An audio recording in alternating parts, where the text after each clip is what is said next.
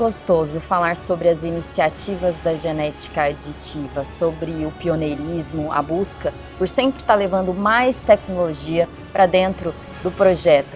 Lá na Fazenda Canaã a gente sempre fala Centro Tecnológico Hélio Martins Coelho. E agora o maior centro de eficiência alimentar do Brasil. Nesse momento, isso traz mais expectativas para o mercado e com certeza para vocês da ponta, né?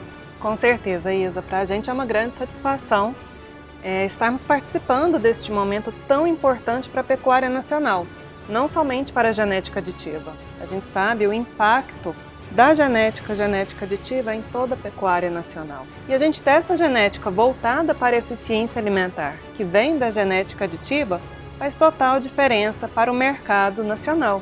Ela vem reforçar o compromisso da genética aditiva com o pioneirismo e também com a manutenção da qualidade. Eu acho que isso é o mais interessante, porque você se tornar referência é excelente, mas você se manter referência é o grande desafio e é algo que a genética aditiva tem feito com excelência.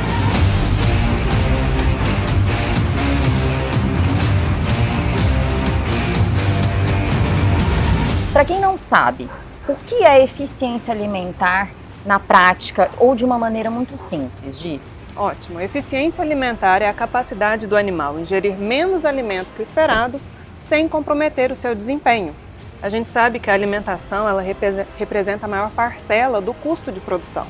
Então, quando a gente consegue identificar, selecionar e multiplicar esses animais que têm o potencial de consumirem menos para ganharem mais, com certeza a gente vai estar potencializando a lucratividade e a rentabilidade dos rebanhos.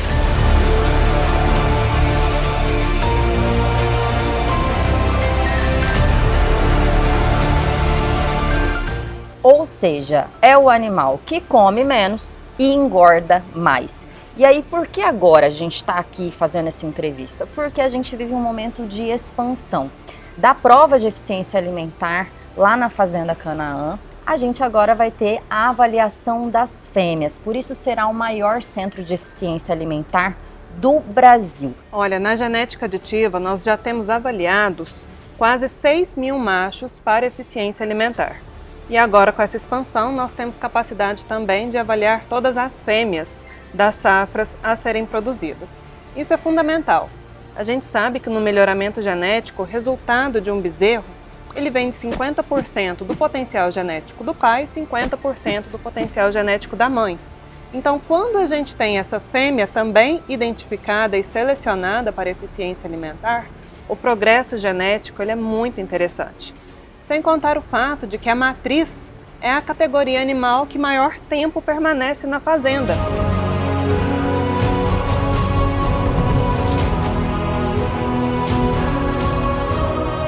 A gente sempre fala que a fêmea ela é o patrimônio, por conta disso, porque ela fica muito tempo para emprenhar e parir, emprenhar e parir. Então uma fêmea que tenha sido avaliada para eficiência alimentar, ela dentro dos acasalamentos que forem feitos, ela vai otimizar muito esse lucro em busca de mais produção de proteína vermelha, né? Com certeza, esse é o caminho. A gente olhar para o rebanho como um todo. E olhar sempre a próxima geração como um resultado de fêmeas e machos bem selecionados. Então, quando a gente tem fêmeas também muito bem avaliadas e com informações fenotípicas, todo rebanho que participa daquela avaliação genética irá ser beneficiado também.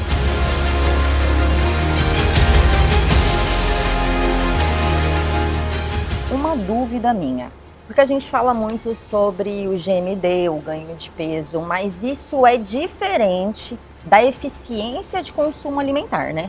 Perfeito. Obviamente, o ganho de peso ele é fundamental. A gente sabe que as características ponderais elas têm um impacto muito grande no quanto que aquele animal vai valer, ou seja, no quanto que a gente está agregando de valor para ele. Agora, quando a gente olha características de eficiência alimentar, a gente está olhando para características que vão diminuir o custo daquele animal. É muito interessante, Isa, porque a gente até está trabalhando agora com 2 grupos de animais diferentes.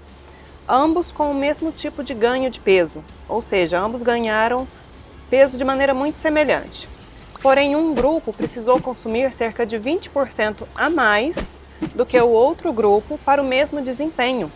quando a gente olha em termos financeiros, isso tem um impacto muito grande. Imagine você trabalhar na mesma área com 100 animais ou 120 animais.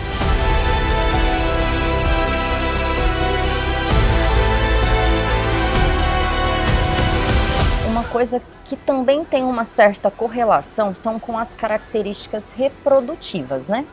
Isso mesmo, a gente tomou muito cuidado no rebanho genética aditiva para que o cronograma fosse organizado para que as fêmeas fossem testadas antes do desafio de precocidade. Então, quando essa fêmea for desafiada à precocidade, a gente já sabe se aquela fêmea foi eficiente ou ineficiente no uso de alimentos. Quando a gente pensa em fisiologia animal, o animal, primeiramente, ele precisa de energia para se manter, para produzir, seja ganhar peso, no caso de animais de corte, e depois energia para a reprodução.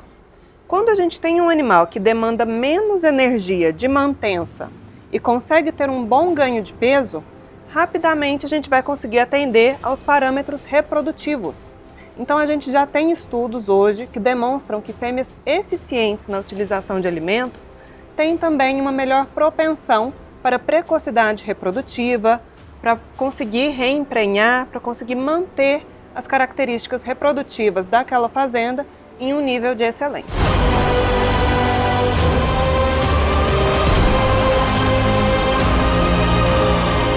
E Gi, falando um pouquinho sobre a parte prática, como é que vai funcionar, quanto tempo que é, né, de prova, quantos animais de capacidade, como que vai ser o planejamento daqui para frente? Perfeito. Isa, as provas de eficiência alimentar, elas fornecem dados que vão para os programas de melhoramento genético. Então, para isso, a gente organizou todo o cronograma de provas da genética aditiva para que toda a safra seja testada sem atrapalhar também a avaliação de outras características que também têm impacto econômico. Todo esse cronograma, essa organização das provas, ela foi realizada pela nossa equipe da ponta em conjunto com a Melhora Mais e em conjunto também com a equipe do GenePlus. Então isso forneceu para a gente um embasamento técnico muito interessante para que todos os animais sejam testados de uma maneira muito correta, com muita qualidade. Essas provas, elas precisam ter, pelas regras, no mínimo 35 dias válidos de consumo e 42 dias válidos de pesagem. Acrescido a isso, mais o tempo também de adaptação desses animais. Então a gente pode trabalhar ali com tranquilidade uma prova com cerca de 60 dias de duração para que esses dados sejam minerados, sejam lapidados e tenham qualidade suficiente.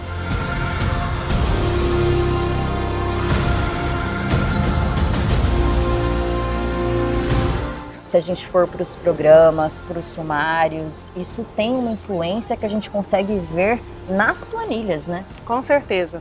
A gente tem que lembrar, Isa, que a genética aditiva realiza provas de eficiência alimentar desde 2016, em parceria com a Embrapa, e no Centro Tecnológico Dr. Hélio Martins Coelho desde 2018. Então a genética aditiva já testou muitos animais, já selecionou muitos animais e por isso tem um impacto muito grande. A gente tem um material muito interessante que é a Efficiency Tour. É um guia de touros eficientes nas centrais de biotecnologia. Na nossa última edição, nós estamos com 122 touros eficientes. Esses animais eficientes, eles precisam ser até top 10% para índice, seja MGTE ou IQG, até top 10% para acabamento de carcaça ou espessura de gordura e até top 10% para DEPCAR. A gente entende que são touros eficientes.